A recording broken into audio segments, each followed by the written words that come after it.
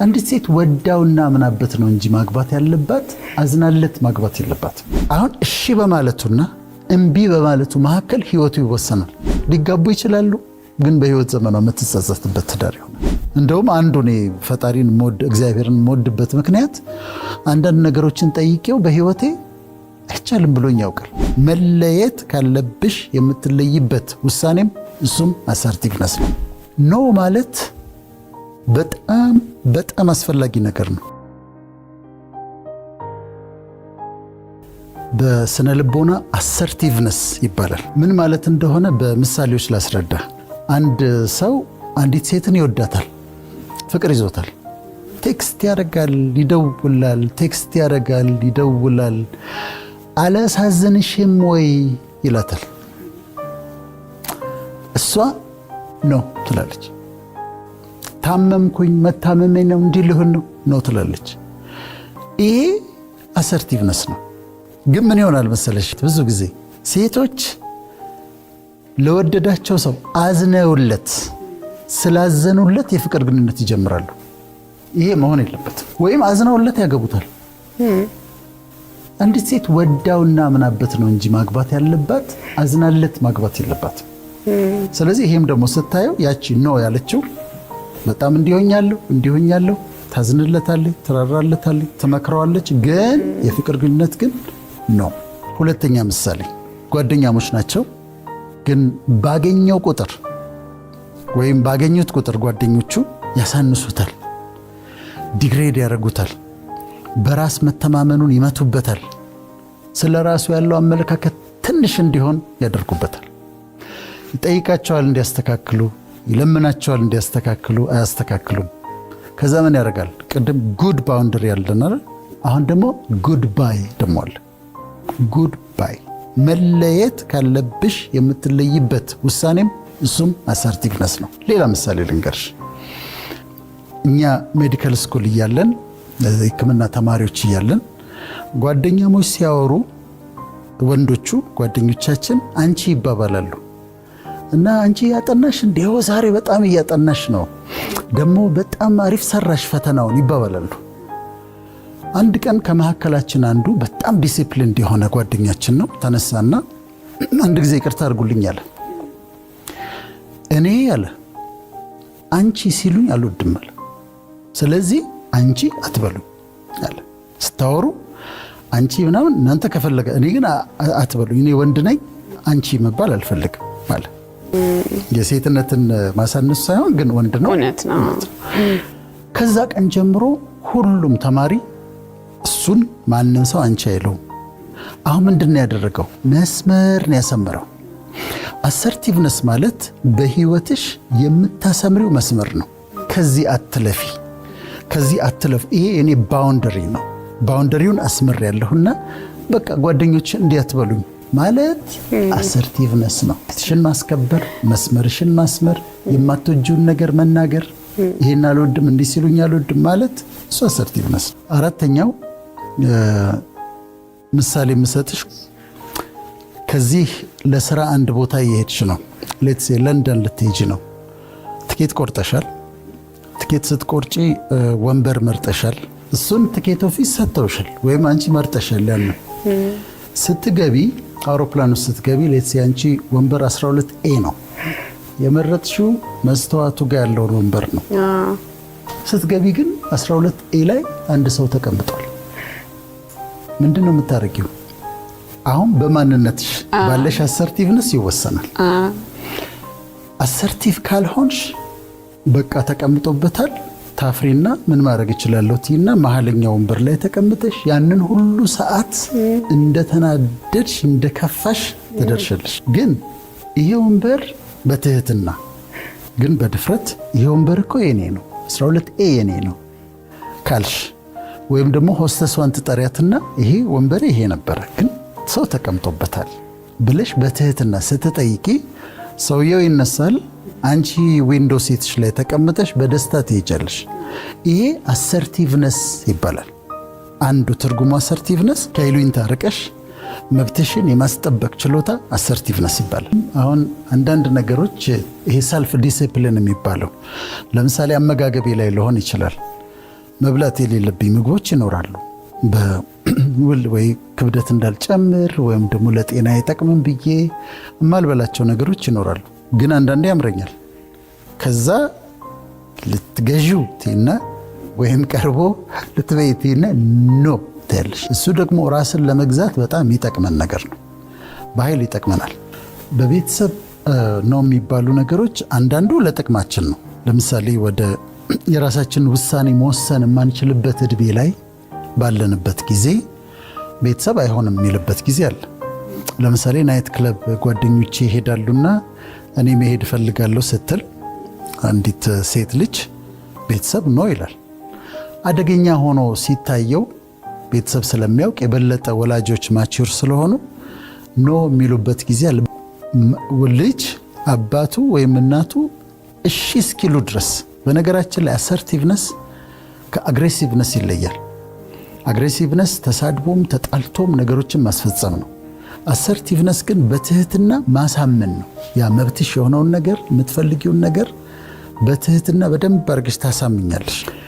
ከዚሁ ጋር ተያይዞ ግን አሁን ተማሪዎች ስለሚያዩን በደንብ እንዲሰሙን የምፈልገው ነገር አለ። ጓደኞቻችሁ ይመጡና ለተማሪዎቹ እየተናገርኩ ነው፣ እችን ሞክራት ይላሉ። ሁላችንም እኮ እናጭሳለን እና እችን ሞክራት ይሉታል። አሁን እሺ በማለቱና እምቢ በማለቱ መካከል ህይወቱ ይወሰናል። ማለት ላይፍ ነው ዲተርሚንድ የሚሆነው። እሺ ካለና አንዴ ከቀመሰው የማይወጣበት ወጥመድ ውስጥ ሊገባ ይችላል። እምቢ ካለና ጓደኞቼ ቢያዝኑ ይሻላሉ ካለ ግን ያመልጣል። ስለዚህ እኔ የምላቸው ወጣቶችን ተማሪዎችን እምቢ በሉ። ሴይ ኖ። ሲጋራ ቅመሳት ኖ። ናይት ክለብ ይሁን ብናን ፓርቲ ተዘጋጅቷል እንሂድ ኖ። እኔ የመጣሁት እዚህ ኮሌጅ ተማሪዎችም ሊሆን ይችላሉ። አንዲት ሴት ይነዘንዟት ይሆናል እንዲህ ካልሄድን ጭፈራ ካልወጣን። እኔ የመጣሁት እዚህ ዩኒቨርሲቲ የመጣሁት ኮሌጅ የመጣሁት ለዓላማ ነው፣ ለመማር ነው የመጣሁት። ኖ ማለትን ልመዱ። አሰርቲቭነስ ይኖራቸው። እኔ ሃይ ስኩል ቦሌ ነው የተማርኩትና ጓደኛሞች 4 ነበር። ከዛ ትምህርት ቤት እየሄድን ሁለቱ በተለይ ጓደኞቻችን ንቅጣው ይባባላሉ። ክላስ ንቅጣ ይላሉ። ከዛ እኔ በፍጹም እላለሁ፣ በፍጹም እንቅራንት ምን የት ትደርሳለሁ ብለህ ነው ይሉኛል። የት ትደርሳለሁ ብለህ እስቲ እናያለን የት እንደምትደርስ ነው ይሉኛል። ሌላ አንዱ ጓደኛዬ አሸንፈዋለሁ ወደኔ ይመጣል። ዳይታብዬ ይባላል፣ አሜሪካ ነው ያለው እና አሸንፈውና ወደኔ ወስደዋለሁ ወደ ትምህርት ቤት። እነሱም ቢብሎ ይቀራሉ። ኖ ማለት በጣም በጣም አስፈላጊ ነገር ነው። የፒር ፕሬሸርን ወጣቶች የሚቋቋሙበት ኖ በማለት የሚያመልጡት ችግሮች አሉ በብዛት እና ሊለማመዱት የሚገባ ነገር ነው ብዬ አምናለሁ። የፍቅር ግንኙነት ከተጀመረ መጀመሪያ ሲጀመር ያ ሰው ትክክል ካልሆነ ያንቺ ካልሆነ ፐርሰናሊቲው ኮምፓቲብል ካልሆናችሁ ኮሚኒኬሽናችሁ ጥሩ ካልሆነ መጀመሪያ ጥያቄው ራሱ ሲመጣ ኖ ማለት አለብሽ አይደል? ቀድም እንዳልነው ነው። ሊለምን ይችላል፣ ወድጄሻለሁ ሊል ይችላል፣ በጣም ብዙ ነገር ሊያደርግ ይችላል። ትክክል ካልሆነ ሪሌሽንሺፑን ኖ ማለት አይሆንም ማለት አንድ ነገር ነው። ትክክል ሆኖ ግንኙነቱ የፍቅር ግንኙነቱ ከተጀመረ ደግሞ ምናልባት ወንዱ ቀድሞ የሚፈልጋቸው ነገሮች አሉ። ፕሪማሪታል የሆኑ ከጋብቻ በፊት የሆነ ጾታዊ ግንኙነት ሴክሹዋል ሪሌሽንሺፕ ሊፈልግ ይችላል። ኖ ማለት መቻል አለበት። ኖ ካላልኩት ላጣው እችላለሁ። እጪው ምንም ችግር የለም። ያስቱ ዌይት እስከ ጋብቻው ቀን ድረስ እና እሱ ላይ እንደውም አንዱ እኮ ከፍቺ ምክንያቶች አንዱ ከተጠኑ የፍቺ ምክንያቶች ሲጋቡ እንዳይተማመኑ የሚያደርጋቸው ከጋብቻ በፊት የሚደረጉ ጾታዊ ግንኙነቶች ናቸው። ግን ኖ ብላ ስታቆየው ትዳሩ ሲገባ ያምናታል። እሱም ራሱ ኖ ብሎ ከቆየ ትገረማለች። አይ ግድ የለም እስከ ጋብቻ ድረስ ምንም እንድናደርግ አንፈልግም ብሎ እምቢ ብሎ ራሱ ወስኖ ከቆየ ትዳር ውስጥ ከገቡ በኋላ የትም ሀገር ቢሄድ ታምነዋለች። ቀደሚያ ከጋብቻ በፊት ግን የሚደረግ ጾታዊ ግንኙነት ሲገቡ እንዳይተማመኑ ያደርጋል። ከጋብቻ በፊት ከኔ ጋር እንዲማረግ ከቻለች ከሌላ ሰውም ጋር አድርጋለች፣ ከጋብቻ በፊት እንዲማረግ ከቻለ እሱ ሊያደርጋል ብለው አለመተማመን ያመጣል። ስለዚህ እዚህ ጋር አይ ማለት ኖ በጣም እኮ አሪፍ ነገር ነው። ስለዚህ አሁን እንዲለምዱት ነው የምንፈልገው። አሰርቲቭነስን መብታቸውን ማስጠበቅ ያለባቸው ቦታ ላይ በትህትና በአክብሮት፣ ባውንደሪ ማስመር ያለባቸው ቦታ ላይ በትህትና በአክብሮት፣ እምቢ ማለት ያለባቸው ቦታ ላይ ታስረዳዋለች። ይህ ይሄድብናል፣ ልንጋባ አይደል እንዴ? ስንት 10 ዓመታት እኮ አብረን እንኖራለን እና ሌትስ ዌይት እንጠብቅ ብላ ማስጠበቅ መቻል አለባት። እና እንደሱ ሲሆን ትዳር ውስጥ ሲገቡ በኃይል ያማረ ግንኙነት ይሆንላቸዋል ማለት ነው። ጓደኝነት አሁን ጓደኛሞች ያዩናል አይደለም? ይህንን ወስደው መጠቀም አለባቸው። ምን ያድርጉ? ሲገናኙ 3-4 ቢሆኑ የማይወዱትን ነገር ይነጋገሩ። እኔ እኮ የኛው እኮ አልወደውም ትበልና ትንገራቸው ወይም ይንገረው። ያው እንትን እያልኩ ነው እንጂ እቺኛዋን ቀልድ አልወዳትም። ለምሳሌ በአካል ላይ የሚቀለዱ ቀልዶች አሉ። በቆዳ ቀለም፣ በቁመት ርዝመት ማጠር እንደዚህ የሚቀለዱ ቀልዶች አሉ። ላይወደው ይችላል፣ እሱ ላይወደው ይችላል፣ ግን ዝም ብሎ ይስቃል። ግን ሁሌ ይከፋዋል በጣም። ስለዚህ ጓደኛሞች ከሆኑ ግልጽነት ማምጣት አለባቸው። እቺኛዋን ነገር ነው የማልወዳት፣ እንደውም እቺን ፕሮግራም አብረው አይተው መነሻ ሊያደርጉት ይችላሉ። ይሄኛውን ነገር አልወደውም ማለት። ሌላ ጓደኝነት ላይ ይሉኝታ ሲይዝ አንዷ ለምሳሌ የልጇን ትምህርት ቤት ልትከፍል ነው። ሰኞ ትምህርት ቤት መክፈል አለባት። ቅዳሜ ጓደኛዋ ትመጣና ብር አበድሪኝ ትላታለች። አሁን እሷ ብታበድራት ጥሩ ነው፣ ብትሰጣት እኮ ጥሩ ነው። ግን የልጇን ትምህርት ቤት ሰኞ መክፈል አለባት። ግን በይሉኝታ ምን ታደርጋለች? ጓደኛዬ ጠይቀኝ እንዴት አልሰጣትም ብላ ትሰጣታለች። ሰኞ ከትምህርት ቤት ይደወልላታል። ይሄ የማይሆን ነገር ነው። ስለዚህ ማስረዳት። ቅድም ያነሳሁት አለ 3 ናቸው። ፓሲቭነስ፣ አግሬሲቭነስ እና አሰርቲቭነስ ናቸው። አሰርቲቭነስ በትህትና አስረድተሽ በአክብሮት ኖ ስትይ ነው። አግሬሲቭነስ ለምሳሌ አውሮፕላን ውስጥ ገብተሽ ወንበርሽ ላይ ከተቀመጠው ሰውዬ ጋር ከተጣላሽ ነው። ወንበሬ ነው ተነሳ ምናምን ብለሽ ከተጣላሽ አግሬሲቭነስ ነው። ፓሲቭነስ መካከለኛው ወንበር ላይ በቃ ምንም ማድረግ አልችልም ብለሽ ስትቀመጪ ፓሲቭነስ ነው። ከነዚህ ሁሉ በጣም ጥሩ አሰርቲቭነስ ነው። ሲኒማ ቤት ገብተሻል እንበል። ሲኒማ ቤት ገብተሽ ከኋላሽ የተቀመጠው ሰውዬ እግሩ እንደዚህ ያጫወተ እግሩ ይነቃነቃል እና እግሩን ሲያነቃንቅ ወንበሩን ይመታዋል፣ ጓ ያደርጋል። አሁን ፓሲቭነስ ከሆነ የምትከታዩ ጸጥ ብለሽ እንደተቃጠልሽ ዝም ብለሽ ጨርሰሽ ትወጫለሽ። አሰርቲቭ ኮንሽንስ ዞርቲና እንትን ጫማ እየረበሸኝ ነው ሶሪ ብለሽ በአክብሮት በትህትና ህይወትሽን ይለውጠዋል። አሰርቲቭነስ በጣም ይለውጠዋል። ጓደኝነት በሚውቹዋል ሪስፔክት ላይ የተመሰረተ ነው። እርስ በርስ በመከባበር ላይ መመስረት አለበት። በኢምፓቲ ያንቺ የሚሰማሽን ስሜት እኔ ተሰምቶኝ በአንቺ ቦታ እያረኩ ራሴን እያየሁ በዛ ላይ የተመሰረተ ነው። በጥቅም ላይ መሰረተም። ጥሩ ጓደኛ ያላቸው ሰዎች የተሻለ የአእምሮ ጤና አላቸው። ያ ግን የሚሆነው ተነጋግረው የሚወዱትንና የማይወዱትን ነገር ተነጋግረው ይቺን አልወድም ሁለተኛ እንዲህ እንዳትሉኝ እንዲህ ስትሉኝ አልወድም። ለምሳሌ ባገኟት ቁጥር መቼ ነው የምታገቢው ሊሏት ይችላሉ። አንቺ አታገቢም እንዴ? መቼ ነው የምታገቢው?